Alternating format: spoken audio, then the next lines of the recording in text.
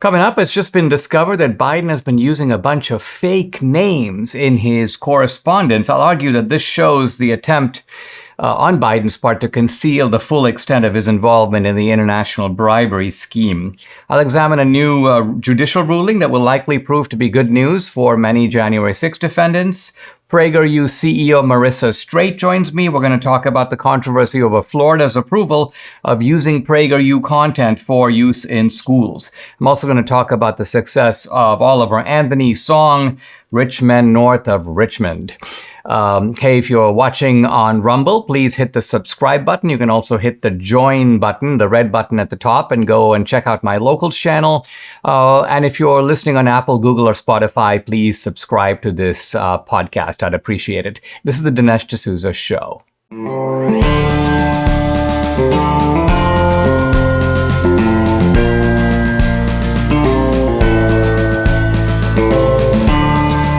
America needs this voice. The times are crazy. In a time of confusion, division, and lies, we need a brave voice of reason, understanding, and truth. This is the Dinesh D'Souza Podcast. Joe Biden, it turns out, has been using a bunch of fake names for himself. In other words, he's been using aliases or pseudonyms or whatever you want to call it. And here are some of his pseudonyms. Robert Peters, Robin Ware, W-A-R-E, and J.R.B. Ware. Now, what's the deal with the W-A-R-E Ware? I have no idea.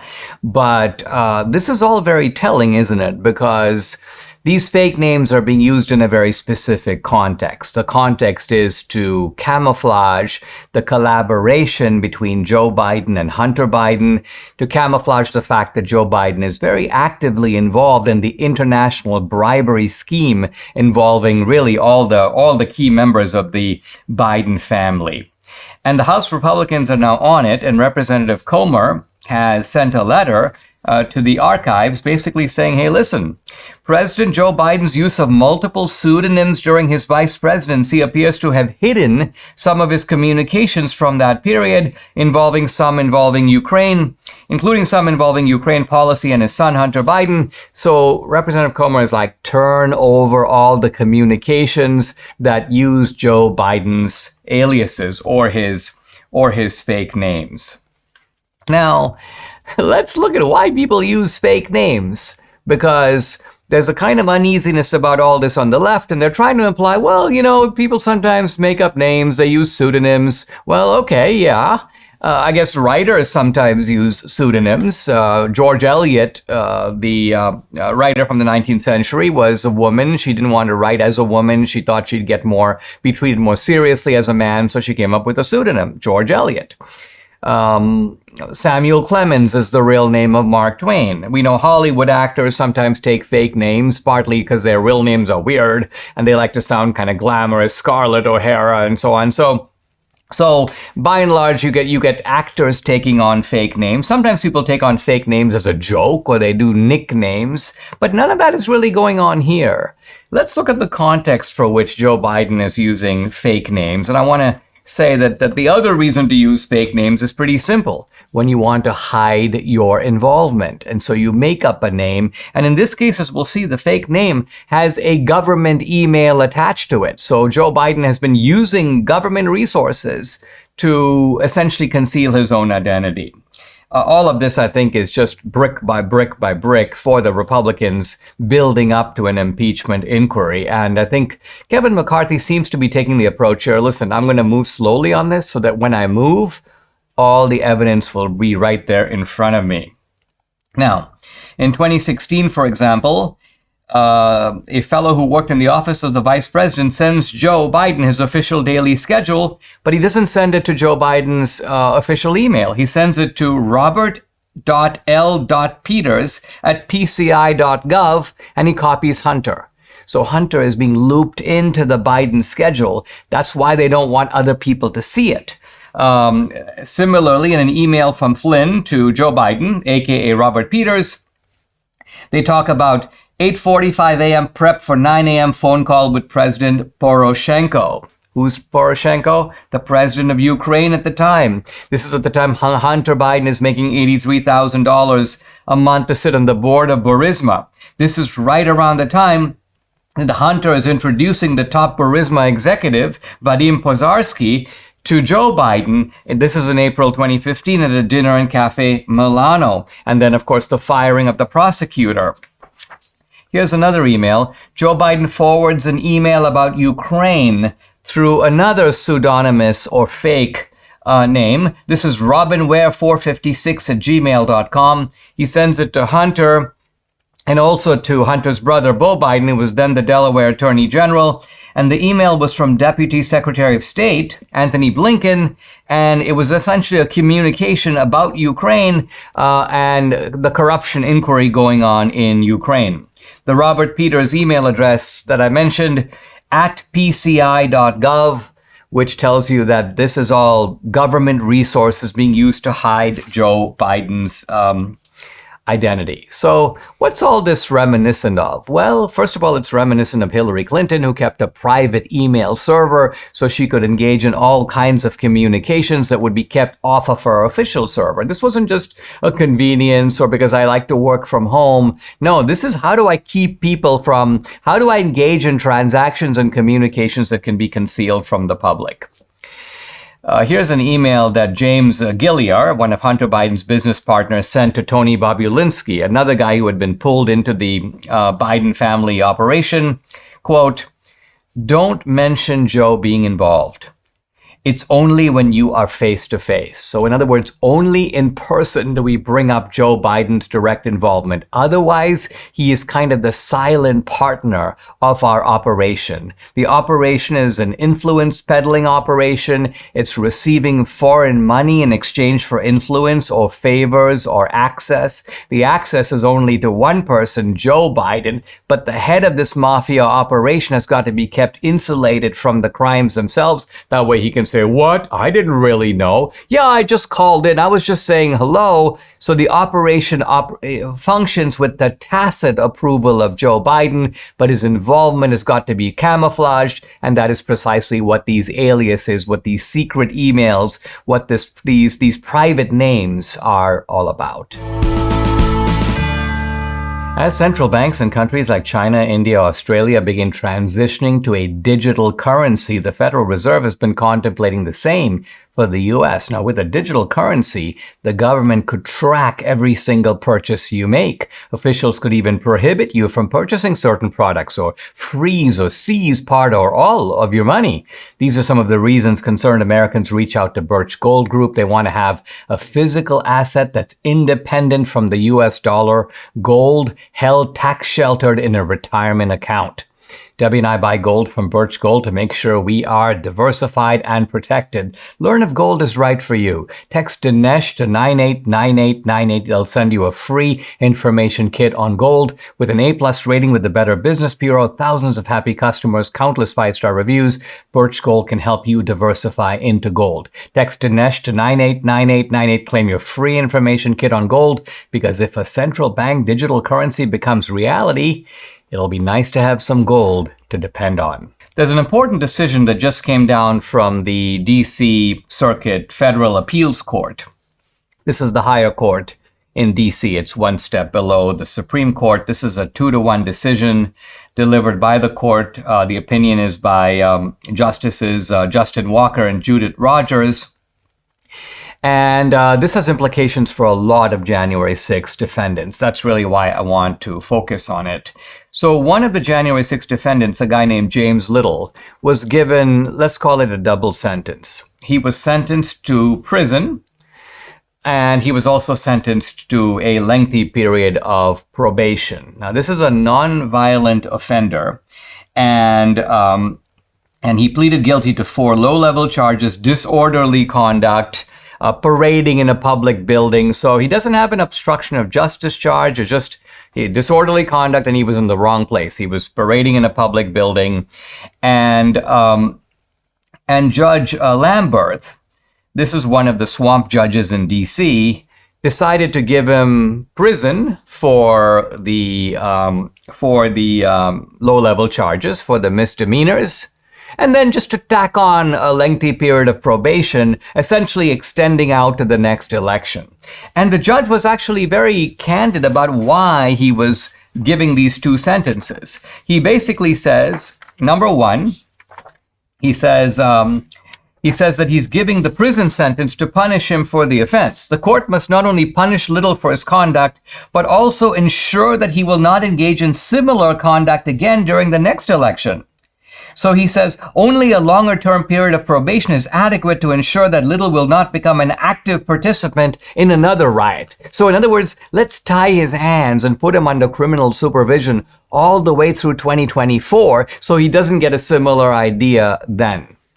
The only problem with this, and you may say, well, a judge, he imposed a sentence. It may be unfair, but a judge has the right to do that. Actually, he doesn't. Why? Because the statute is very clear. The statute says that for these kinds of petty offenses, we're not talking about more violent offenses or more serious offenses, but for these offenses, you can impose a short prison term, and there are guidelines as to what they can be. Or, says the statute, you can give the person probation. Now, this Judge Lamberth probably thought, well, who cares? The statute says this or that. I'm going to give him both. I'm going to give him some prison. I'm going to give him some probation. And here's where the appeals court jumps in and goes, actually, no. Read the statute. That when a statute says A or B, it doesn't mean A plus B. It means you choose A or you choose B, but you cannot do both. That's the plain meaning of the words in the statute. So it's interesting reading the decision because it's ultimately a parsing of the simplest type of language that was ignored by Judge Lamberth because he probably thought, I'm a swamp judge. I can do whatever I want. These people are enemies of the state. The law says A or B. That's okay. I'm going to give him a little of both and see if I can get away with it. And I'm delighted to say he's not getting away with it. Basically, the majority writes that the text and structure of the relevant criminal code show that, quote, probation and imprisonment may not be imposed as a single sentence. Quote, this is Judge Walker writing for the majority, they are separate options on the menu. In other words, if you choose this for your entree, you can't also choose another entree. This is one of those prefix deals where you get to choose one or the other. Now, the implications. Lots of January 6 defendants have faced this kind of dual sentencing, twisting the statute, and the beauty of knocking it down. Now, admittedly, the DOJ can appeal it, I guess, to the Supreme Court. That would be the ultimate step. But I don't think they're going to get very far with that. The statute is actually reasonably clear. And so this might mean, and I hope it does mean, that lots of the January 6 sentences are modified or even vacated because they are illegal. They are not allowed by the statute under which they were imposed. So this is at a time when we're dealing with a twisted judicial system, twisted judges, twisted juries. It's really refreshing to see that the court itself, and in this case, it's not even the Supreme Court. This is an appellate court in a 2-1 ruling, pushing back. Now, there was a dissent, and the judge goes, well, there's a lot of flexibility that statutes typically give judges and so on. Yeah, there is flexibility, there is discretion, but the discretion is within the bounds of the statute itself. And here, when you read the statute, it's really hard to see what they're talking about because the statute essentially says that the crime is a minor crime. So you kind of have two options. You can say, listen, I'm going to impose a punishment, and then that's it. You paid for your offense, move on with life. Or you can say, listen, I'm not going to give you that punishment. I'm not going to sentence you to prison, but guess what? I'm going to put you under supervision instead. You're going to get probation instead of prison. And here the judge decided, I've got two motives. I kind of want to punish him and I want to tie his hands through the 2024 election. So you can see again how election interference is always on these people's minds. It's on these people's minds when they go after Trump. It's on their minds when they go after January 6 defendants. And this little bit of sharp pushback from the DC Appeals Court, I think, is really a breath of fresh air in an otherwise fetid and dank environment.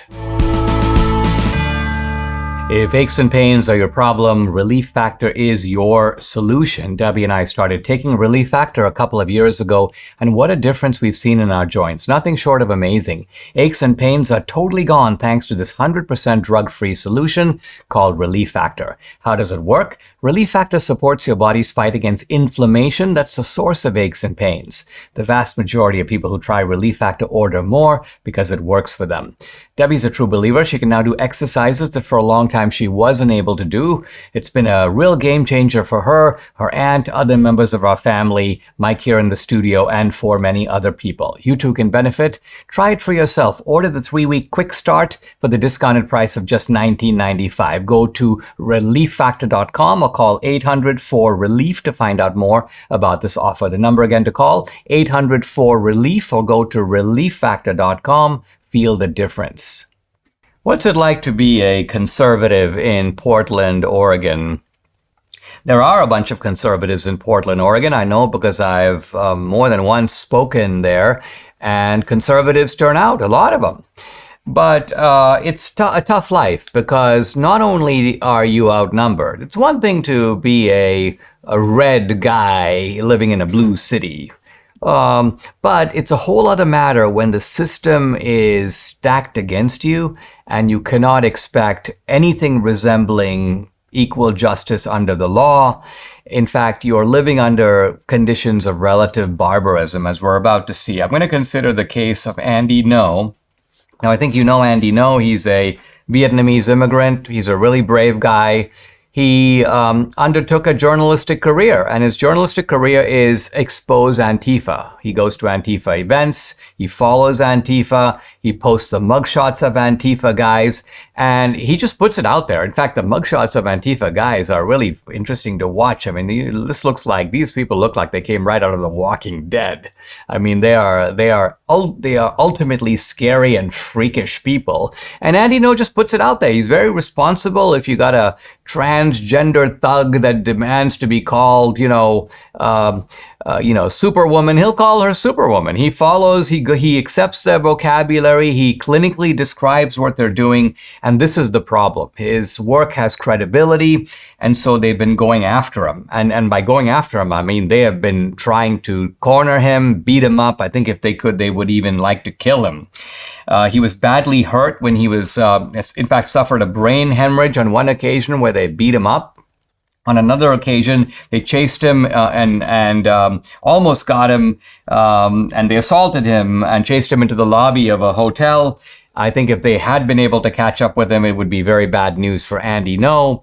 And Andy Ngo has been trying to inform the authorities. He knows who did this to him. He has them on camera. And yet the authorities won't act, which shows that the local police are either intimidated or they're like in with Antifa, or they're under the command of the Portland political establishment, which is like, listen, Antifa is untouchable. They're on our side. Don't go after them. So then Andy Ngo goes, okay, listen, I'll sue Antifa. I'll sue the Rose City Antifa. And the judge is like, no, you can't do that. You can't sue Rose. I think he took the view that Biden was putting out that somehow Antifa is just an idea. Even though you've got an organizational structure, you've got the name of an organization, you've got people who actually come out when the organization calls a protest, and yet supposedly the organization can't be sued. You can only sue the two guys who beat you up. And so Andy Ngo goes, okay, well, I'll sue those two guys. And guess what? He sues them and goes to trial, and the jury comes back not guilty. Now, not guilty, why? Is it not guilty because these guys didn't beat up Andy Ngo? No. In fact, they're clearly on camera doing the assault. In fact, one of them admitted in testimony that he was involved in an attack on Andy Ngo. But the defense calls a Portland State University professor, and this guy is Alexander Reed Ross, and he basically says Andy Ngo, in a sense, deserves to be beaten because he's putting out, quote, a kill list to neo-Nazis. Now, this is just a complete fabrication and a lie, as if to say Andy Ngo is taking down the names of Antifa guys and giving them to neo-Nazis so the neo-Nazis can chase down the Antifa guys and kill them. Now, nothing could be further from the truth. Andy Ngo is a journalist. He's putting out information on Twitter and other forms of social media. I think he might have a Substack as well. But the problem Andy Ngo has is not that he didn't prove his case. The problem is that he's in Portland. And Portland is not the kind of whimsical Portlandia that you see in the show. It's a thuggish environment. You just have to, there's a dark feeling when you walk in the streets. And Antifa is sort of like wild animals. It's a sort of political jungle, if you will. The judge is local, the jury is local. Seems like everybody can be intimidated. In fact, Antifa was roaming the halls of the courthouse, kind of like letting people know, we know who you are. And in fact, in a closing statement, the attorney for the Antifa activist told the jury that she would be wearing an Antifa shirt, and she told the jurors, I'm gonna remember all your faces. So the jury was, it seems, a coward, intimidated, bullied, whatever you want to say, into saying, we don't really want to have justice here. We'd rather just go home safe and not hear from these Antifa people again. At least we don't want to be targets of Antifa. There was one journalist, Katie Davis-Court, who was covering the trial. She had her car broken into and robbed. And then if you look at media accounts, you can look them up right now about the Andy Ngo trial. They don't talk about Antifa. They don't talk about thugs. They don't talk about beatings. They talk about protests and activists, as though these are nothing more than people who are making a statement, carrying a sign, shouting a slogan.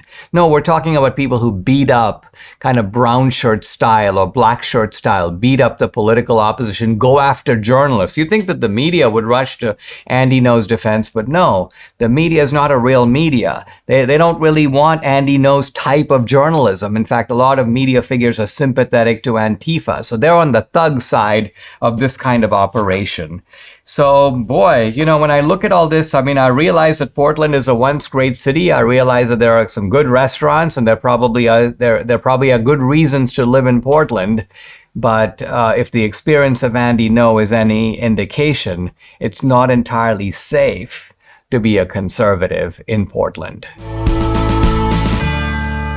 Debbie and I are on a great health journey, but we still struggle to eat enough fruits, veggies, and fiber. That's a must. Now, lucky for us, we discovered Balance of Nature, and what better way to get all your fruits and veggies plus fiber than with Balance of Nature? This is Balance of Nature's fruits and veggies in a capsule, so easy. It's made from fresh, whole produce. The produce is powdered after an advanced vacuum cold process, which stabilizes the maximum nutrient content. And this is Balance of Nature's Fiber and Spice, a proprietary blend of fiber and 12 spices for overall and digestive health. Join Debbie and me. Start your journey to better health right now. Call 800-246-8751 or go to balanceofnature.com. You'll get 35% off your first preferred order by using discount code America. Again, that's balanceofnature.com, or you can call 800-246-8751. You'll get 35% off your first preferred order by using discount code America. Guys, I'm really happy to welcome to the podcast Marissa Streit, the CEO of PragerU website, prageru.com. Her Twitter handle is Streit, S-T-R-E-I-T, Marissa, M-A-R-I-S-S-A. So at Streit Marissa. She was born in LA, moved to Israel at a young age, served in military intelligence. Gee, I didn't know that. Came back to LA, got her master's degree in education and nonprofit management, and is now running the wonderful PragerU. Marissa, welcome. You were just saying a moment ago that you've got some news about PragerU in Texas, which is where this podcast is based. What's going on? Yeah, so your listeners are actually the first to hear that we are now welcomed into Texas as well.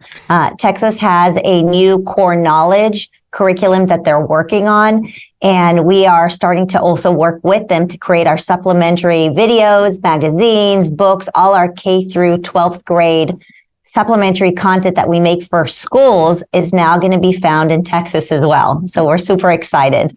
Oh, that's great news. And we want to talk in a moment about the use of these materials in Florida, and then some people kind of whining and complaining about it and saying they're horrified that this is happening. So we'll get to that. But let's start with you, Marissa. You have an interesting background. It seems like you're a California girl who decided to go to Israel, and then you signed up for the army and military intelligence. Talk about your journey kind of to Israel and then sort of back to PragerU. How did you do that? Yeah, so I was born here in the United States. My parents moved to Israel when I was 7 years old, so I was raised in Israel. I did serve in the military. I was an intelligence officer. I got a lot out of being there, mostly because I think that when you're 18 years old and you go and serve in the military, you probably get more experience than you'll get anywhere else. And so I was very lucky. I was in a small intelligence unit and they really invested in me. They taught me how to look at things and find problems in there, which makes me a good CEO and a very annoying wife because I'll walk into a room and find problems anywhere. But truly, that has been a gift also to my career and my work here at PragerU because I have a very much excuses or results mentality. It's all about, really being pragmatic and problem solving and looking and being honest about what the real problems are. And so later on, when I became an educator, I taught K through 7th in California, and I also ran a school myself. I realized that the system is so corrupt. It's so rotten. The education system is basically held hostage between the Department of Education and even worse are the teachers' unions. And even the great teachers that want to do great work are basically blocked and can't really do what it is that needs to be done in order to really propel America's education system. And so I left. I left what would call the traditional education system in California, and we started this organization, PragerU. And PragerU really started in my kitchen. I don't know if you know this. I'm not a garage person, so they say, "Oh, it was started in the garage." Well, it actually started in my kitchen. I met Dennis Prager and Alan Estrin, who I know you know both of them very well. And the three of us had lunch together one day. And they basically said, Marissa, America needs to be saved and education got us into this mess and education will need to get us out. And I said, I completely agree. And I had these random sets of experiences that I think maybe only God knows why. But serving in military, having a background in education, and I happen to also have an MBA. And so I understood business. And I kind of looked at them and I said, okay, I think I can do this. I'm not sure what this is, but mostly it is that we need to provide mental cures for America. America is losing its mind, and we need to make sure that we save people through education and truth. And those were essentially the seeds of the creation of PragerU.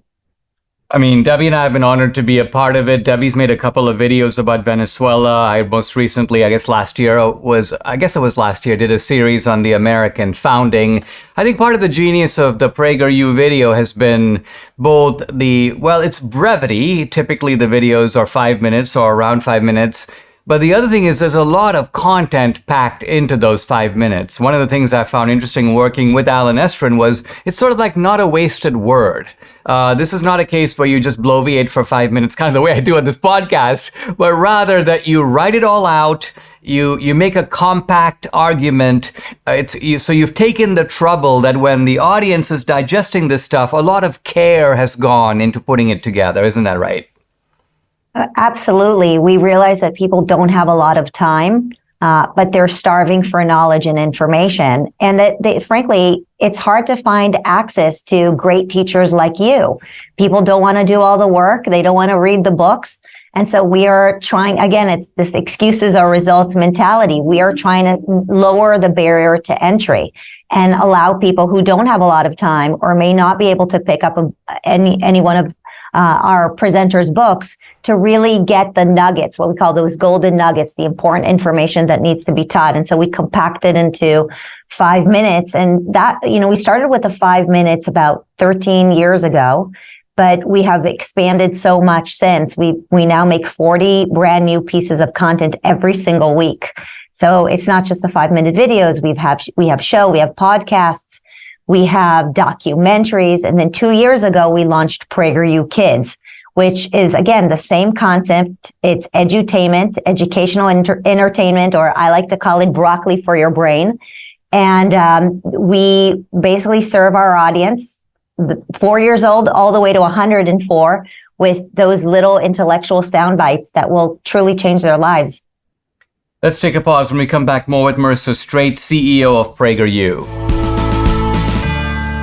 Don't miss the most inspirational movie of the summer, Briarcliff Entertainment's The Hill, starring Dennis Quaid, in theaters this Friday, August 25th.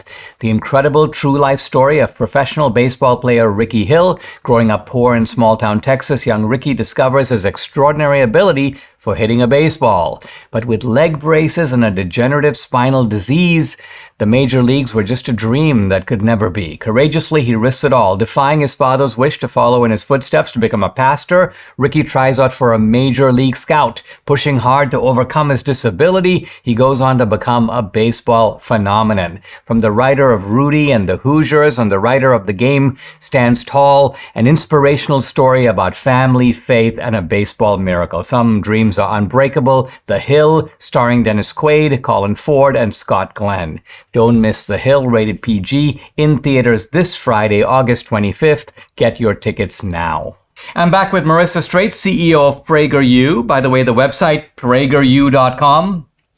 We're talking about the terrific materials that PragerU puts together, which have expanded out from the original 5-minute videos to now a kind of cornucopia of materials, including educational materials targeted for young people and at young people. So Marissa, talk now about, you mentioned Texas, but of course you've been having some issues in Florida, or at least getting some criticism in Florida, because the videos used to be out there, the materials out there for public consumption, but it's a whole other thing to navigate your way into the education system. Talk about how you're doing in that regard and any kind of pushback you might be getting. Well, we've mostly been receiving a lot of love from Florida. That is, the parents and many of the teachers that want to use our turnkey lesson plans and videos and content. You might be familiar with our Cash Course series, which is financial literacy. We have a video series for little ones on civics. And so people are absolutely loving it. The folks that are not loving it are the typical bureaucrats and the people who've had control over the education system. And so you'll hear from the teachers' unions who are upset. You'll hear from the legacy media that is obviously lying about us, making all kinds of claims that we say that women belong in the kitchen barefoot and pregnant and shouldn't have jobs. I mean, these things could not be more ridiculous. I'm the CEO of PragerU.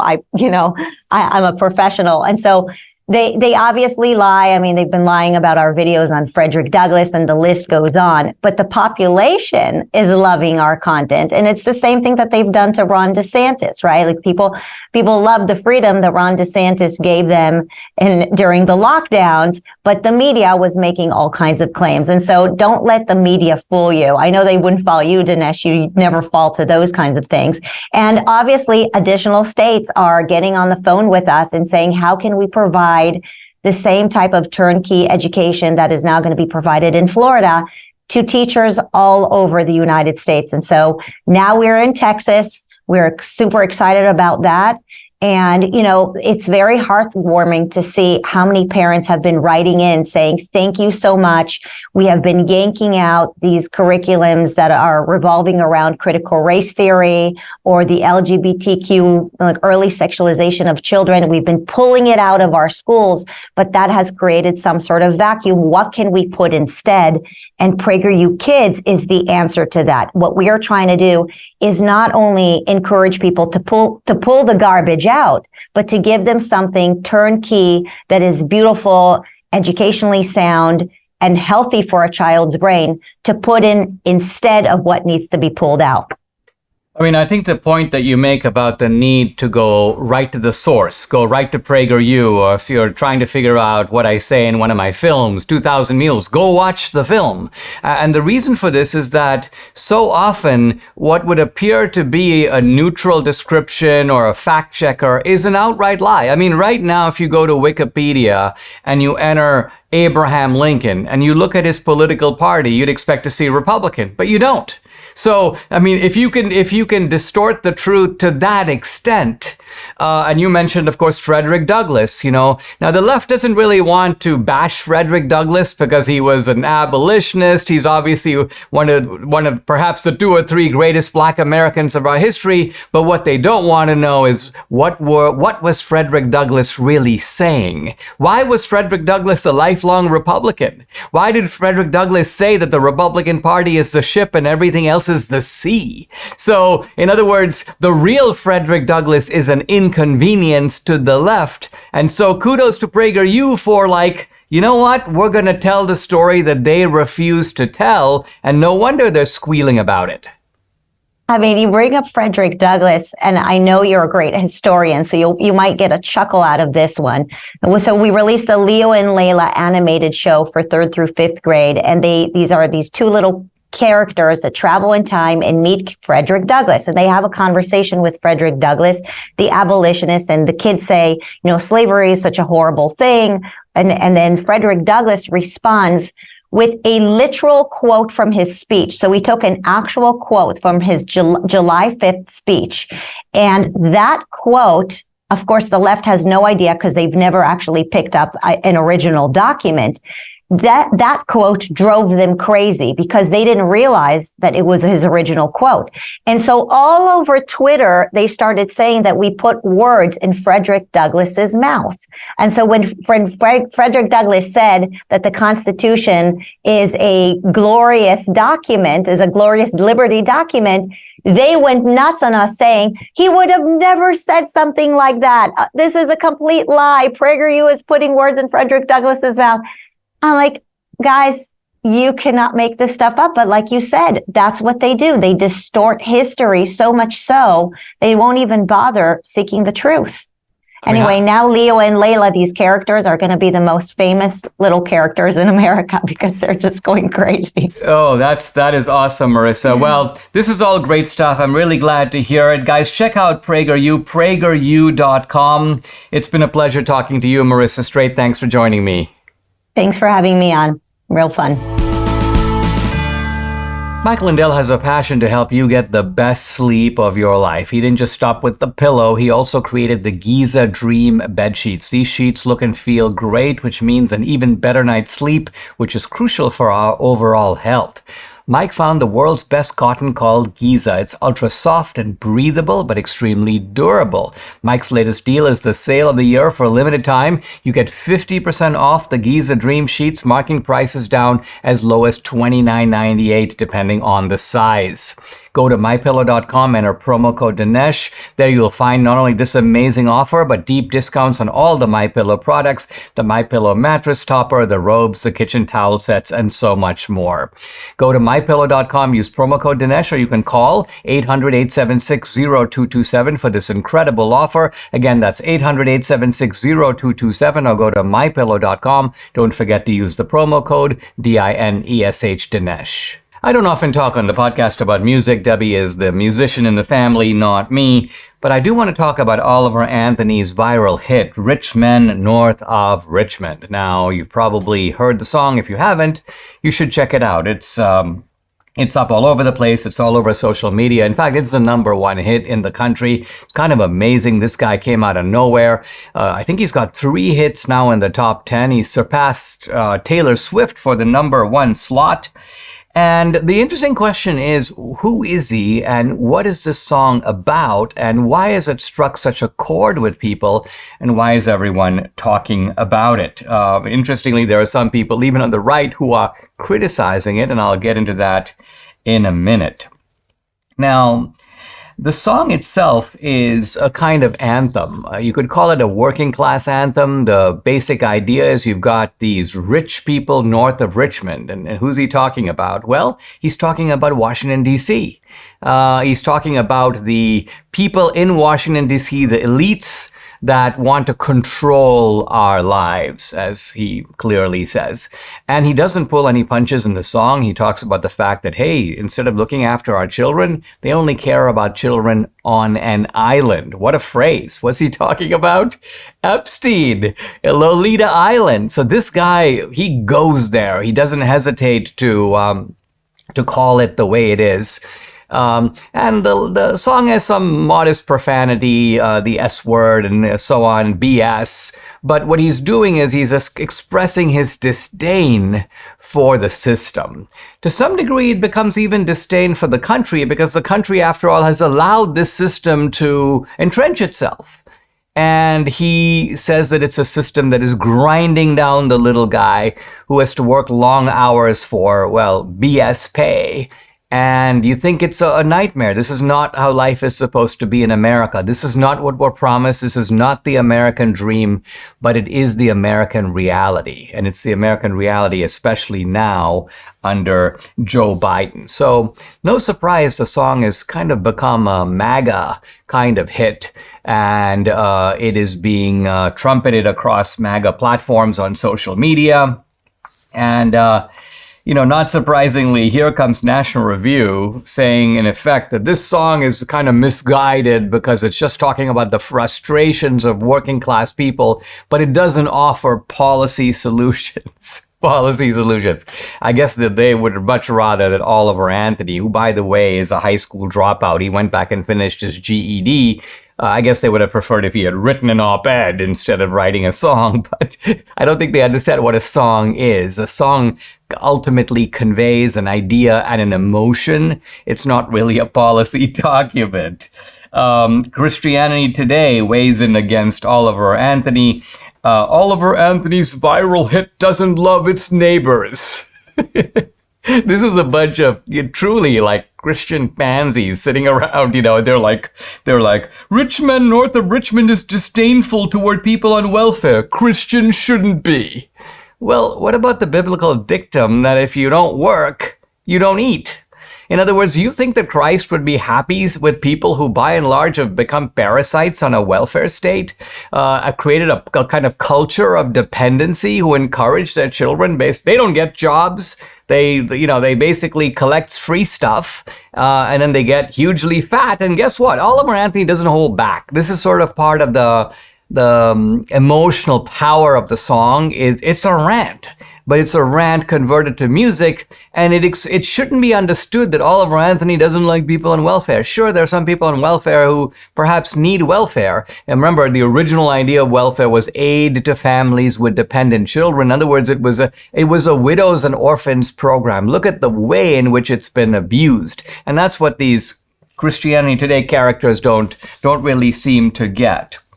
Now, I think the reason for the song's immense success can be described this way. It's not just that the song is really good. It's the words are powerful. I mean, just the phrase, rich men north of Richmond. I mean, notice the sort of, not only the alliteration, but how rich men goes with Richmond. And the song itself has that kind of lyrical quality to it, at least in parts. It catches your eye how cleverly things are phrased. But I think it's also a testament to the fact that so much of our culture has become detached from real feelings. I mean, you talk about movies these days. They have plots, and you're like, what are they even talking about? You don't care about any of the characters. They're cartoon characters or they're superheroes. They're basically detached from human feeling. A lot of music today is removed from human feeling. Now, interestingly, Debbie pointed out to me that there are elements of rap music that are not like that. They are actually a kind of cry for help, a kind of emotional, gut-wrenching call out of the inner city. But a lot of music you listen to today, you're like, what are they even, what kind of emotions are they talking? Now, country music used to be different. It used to talk about real feelings. It used to talk about real situations. It used to talk about heartbreak. It used to talk about pain. And that's what this guy is doing. And the amazing thing is he's not a studio guy. He's basically kind of a hillbilly with a guitar coming out of North Carolina or South Carolina. And he's just kind of banging away. And we'll find out in the next segment that this is a very remarkable guy who doesn't want to be a star. Oliver Anthony, the singer of Rich Men North of Richmond, released a statement on Facebook. And this guy, as he says in the statement, dropped out of high school at 17. He has a GED from Spruce Pine, North Carolina. He's worked in blue-collar jobs at various plants, a paper mill. In fact, he got injured in 2013, fractured his skull. And so this is a guy who's had a hard life. But his statement is remarkably kind of touching and elegant in its own way. I want to just read a few segments from it because it gives you an idea that this is not your typical aspiring music star, a guy who's like, listen, I want to have one big hit, I want to cash in, I want to make $8 million. As we'll see from the song, this is a guy who doesn't want $8 million. Wow. It's been difficult as I browsed through the 50,000 plus emails and messages I've received in the past week. The stories that have been shared paint a brutally honest picture. Suicide, addiction, unemployment, anxiety, depression, hopelessness, and the list goes on. So he's touched a chord, and that's what he's happy about. I'm sitting in such a weird place right now, he writes. I never wanted to be a full-time musician, much less sit at the top of the iTunes charts. He says, I still don't quite believe what has went on. He means what has gone on, but there you go. That's the working class cadence. People in the music industry gave me blank stares when I brush off $8 million offers. Not many people can say no to $8 million. I don't want 6 tour buses, 15 tractor trailers, and a jet. I don't want to play stadium shows. I don't want to be in the spotlight. I wrote the music because I was suffering with mental health and depression.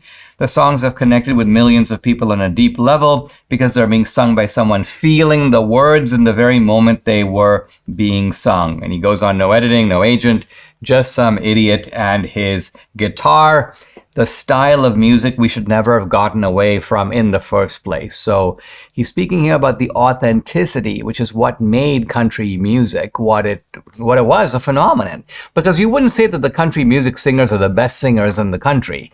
No, but they're singing, some of them are kind of twangy, some of them are sort of singing out of their kitchen, but nevertheless, or right off the back of their truck, but they were speaking about real stuff. And this was true of Waylon Jennings, it's true of Willie Nelson, but a lot of the new country music, it was even true of the early Garth Brooks.